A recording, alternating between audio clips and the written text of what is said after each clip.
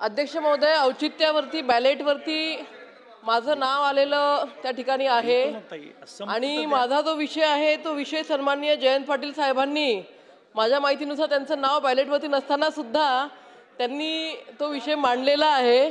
त्याच्यामुळे अध्यक्ष महोदय, हा कृत्रिम फुलाचा विषय अतिशय महत्त्वाचा आहे। आमचे जे शेतकरी बांधव आहेत, जे शेती करतात फुलांची, त्यांच्या रोजीरोटीचा त्या ठिकाणी प्रश्न आहे अध्यक्ष महोदय, आणि पर्यावरणाचा सुद्धा ऱ्हास होतो। अध्यक्ष महोदय, हा विषय जयंत पाटील साहेबांनी मांडलेला असल्यामुळे मी महिलांच्या संदर्भातला दुसरा विषय या ठिकाणी मांडत आहे।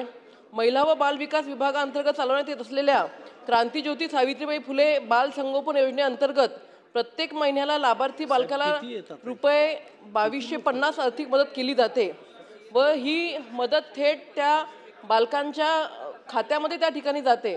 परंतु अध्यक्ष महोदय, गेल्या 5-6 महिन्यापासून या योजनेसंदर्भातला जे मानधन असेल किंवा जे काही आपण मदत देतो ती मदत या बालकांच्या खात्यापर्यंत पोहोचू शकत नाही। अध्यक्ष महोदय, ज्या पद्धतीने शासन लाडक्या बहिणीची योजना चांगल्या पद्धतीने राबवतं, त्याच पद्धतीने ही बाल संगोपनची योजना सुद्धा त्या ठिकाणी राबवल्या गेली पाहिजेत।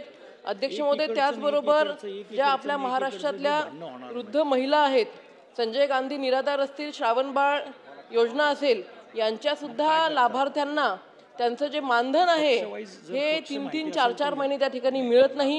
हे मानधन त्या ठिकाणी त्यांना वेळेत मिळालं पाहिजे। समाजामध्ये वयोवृद्ध महिला आणि अनाथ मुलं यांची देखरेख करणं हे अतिशय कठीण जातं अध्यक्ष महोदय, त्यांना दुसऱ्यांवरती डिपेंड राहावं लागतं।